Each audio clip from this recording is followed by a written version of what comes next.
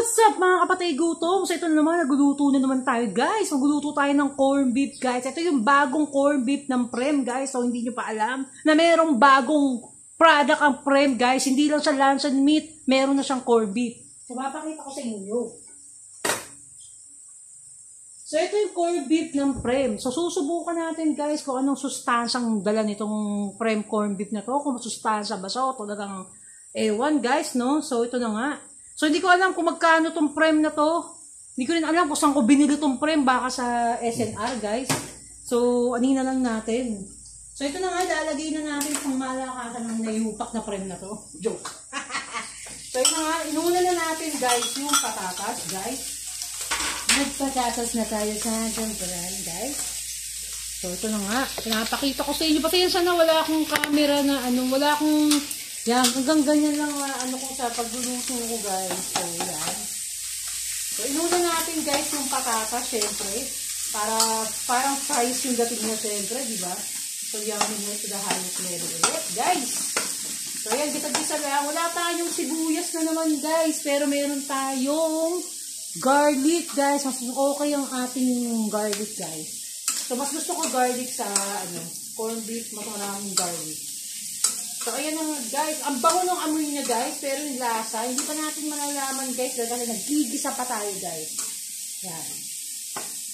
So, ayan guys. So, lalagyan natin siya ng sabaw guys. Yung corned beef natin, sasabawan natin. Kasi kasalo natin. Kasi ipapakain ko rin yung mga doggies natin ng corned beef. So, kasabay din naman sila guys. Doon sa mga niluluto natin araw-araw. Diba? So, lalagyan natin sila ng hot water guys. Ayan. So, ganyan guys. Ganyan tayo magluto. So, lalagyan natin siya ng pepper. Lalagyan tayo ng pepper. Guys, no? Corn beef yan guys. Sa mga hindi pa nakakaalam, corn beef ang niluluto ko guys. So, lalagyan natin ng pepper. So, maraming pepper. Nililig tayo sa pepper. So, mamaya, mababahing na naman ako guys. So, lagyan natin ng konting salt guys, no? So, pink salt yung nalagyan na. Alugin muna natin ang ating pink salt. So, lagyan natin, guys. Pang malakasan na naman talaga, guys, no?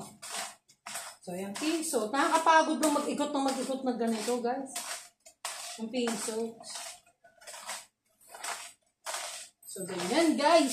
Sobra. So, yan na nga. Pag luto-luto na, so, saka natin ilalagay sa ibabaw yung ating garlic guys, no? Napakasarap kasi ng garlic talaga guys, no? So, ganyan yan guys. Corn beef na may tubig lang. Corn beef na niluto sa tubig na may sabaw. So, tikman muna natin guys kung ano na ba ang lasa na i-touch. Tikman natin i-touch, ha? Tikman muna natin guys kung ano bang success ba. Pambihira yung lasa ng corned beef, guys. Parang parehas lang ng Highlands. Hala. Guys, grabe. Lumilevel up ang Prem, guys. Kalasa niya yung mga imported na guys. Pambihira. Yung mamahalin na mga imported na farm, yung kulay dilaw, guys, na mamahalin. Yung mga mamahalin na imported na, guys, na corned beef, guys. Grabe. Product, ay grabe, Prem, product of France pala to. My gosh, guys, di lang pala sa Pilipinas ang Prem, galing France. Nakalagay yun, kaya pala masarap guys, na may level up, Diyos ko. Kaano niya, ka-level niya yung mga imported, grabe guys. So, chinik ko to guys, tong corned beef na to, as in wala pa siyang 200, ang alam ko eh.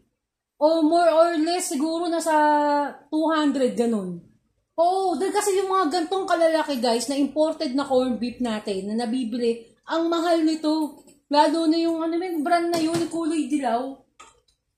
Yung kulay dilaw na brand guys na corned beef na paborito ko.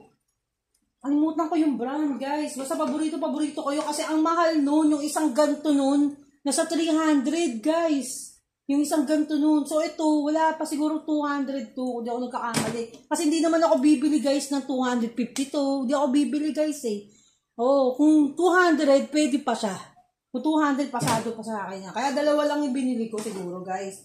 Kasi nga, gusto ko munang matikman. Kung talagang panalo. Pero talagang success ang ating niluluto, guys. Panalo yung lasa. Mura siya, pero, diba? Ka-level niya. And made in France, guys, no? Take note.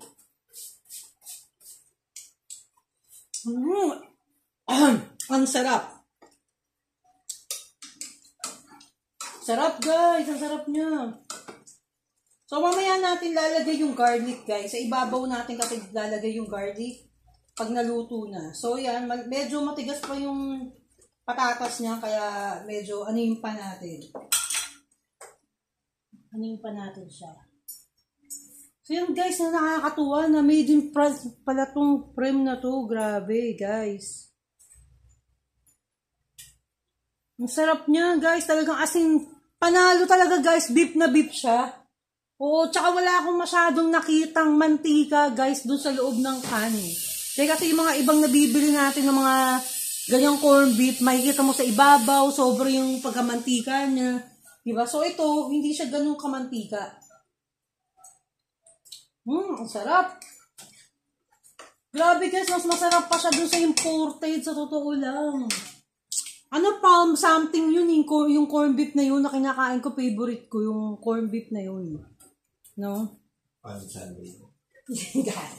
So yun, guys, talaga nakakatuwa, di ba? Meron na palang corned beef. Yung iba hindi pa alam, guys, no? Hindi pa alam kung meron ng ano, kasi alam nila luncheon meat lang talaga yung prem. So ngayon may corned beef na. So try nyo na rin, guys, no? Try nyo na i-try, guys. Yan, sarap nito. Sarap.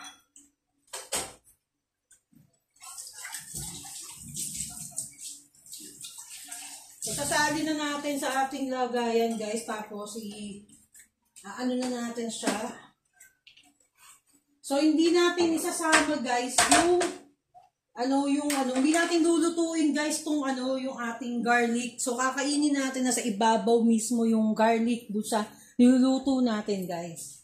Muna sa ibabaw mismo. So, ayan na nga, guys.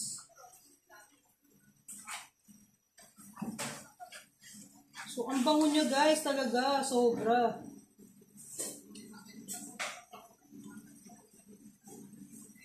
So, yan na, guys. So, wait lang, guys, para mapakita ko sa inyo yung bongacious talaga ito, highest level, guys, no? So, nilipat ko na yung mesa, guys, para matuwa naman kayo. Nilipat na natin yung mesa. No? So, gusto ko mapakita sa inyo kung paano natin ilalagay yung corned beef, guys, dito sa ating lagayan, guys. So, ito na nga, nakita nyo na. So, hindi nyo lang kita ang aking pagmumuka. So, natabunan. So, lagay na natin, guys. Ang dilim ata. Wala akong lighting. Ang dilim. So, lagay na natin, ha. Wala kasi akong ilaw dito sa kusina, guys. Pasensya na talaga. Natural light lang ginagamit natin. So, ayan na nga. Sinaling ko na. Grabe. Ang sarap. Oh, wait lang. So, ganyan, guys. Ito na. Nakita nyo na. So, lalagay na natin yung ating garlic sa ibabaw. Sa ibabaw mismo ng ating corned beef ng garlic, guys. Tapos yung sariwang garlic, inilagay natin dyan. Grabe, oh, nakita nyo ba? Guys, ano ba? Magsalita kayo, kita nyo? Baliw na. So, yun na nga, guys. So, na nga. So, titikman natin, guys. Grabe, ang sarap. So, tapos, meron tayong baliwag lechon na ilalagay sa ibabaw ng ating corned beef, guys. So, yun na nga, guys. Guys, ano? Baliwag! Ano naman, guys? So, ito na nga. Prem and baliwag, no?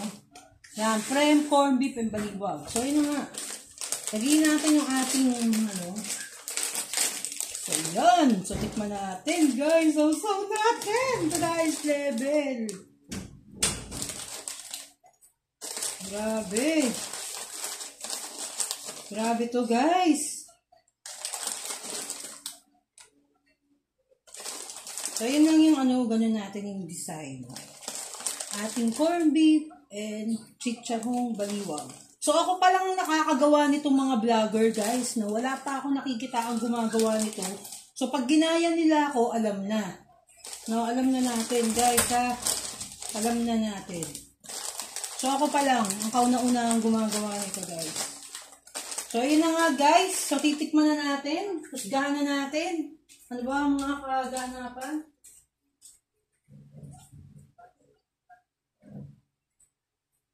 So, ito na nga, tikman na natin, guys. Tikman na natin. So, binubuksan ko lang yung isa kong cellphone, guys. So, ang sarap po. Kitang-kita nyo yung sibu, yung bawang. Guys, grabe. Saan ka nakakita ng ganyang plating to the highest level, guys? Yung plating talaga. So, ako, guys, mahilig talaga akong mag-decorate, guys. Mag-plating ng pagkain, guys, no? Kung maayos lang talaga, sobrang ayos talaga ng kusina ko. Di ba, maayos lahat, nakalagay dyan. Di ba, magawa natin lahat ng paraan yan para mapaganda yung ating kinakain, guys.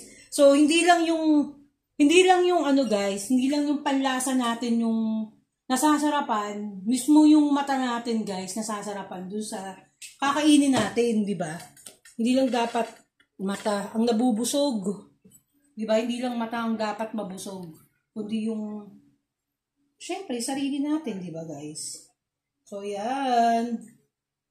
So, picturean ko lang muna saglit, guys, no?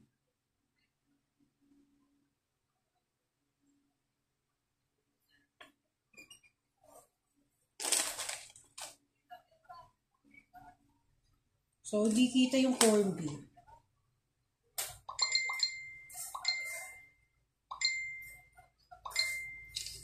So, ayan na guys. So, nakuha na natin ng picture ng ating napakasarap na ating menu ngayon.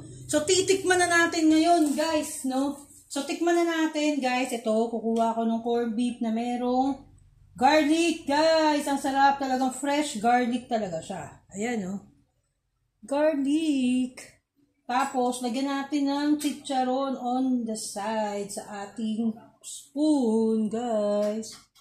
Tikman na natin.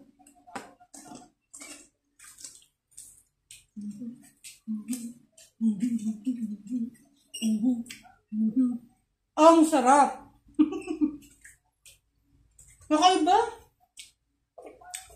Ang sarap ng corned beef, pare.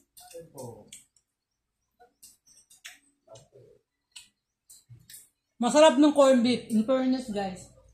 Hindi dahil nagbablog ako or what. Napakasarap ng corned beef.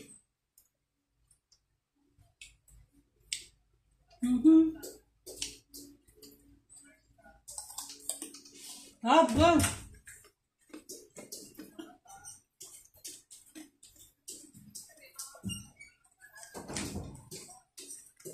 So, babu guys, ito na sa aking vlog, Memory Vlog, patay gutom, babu.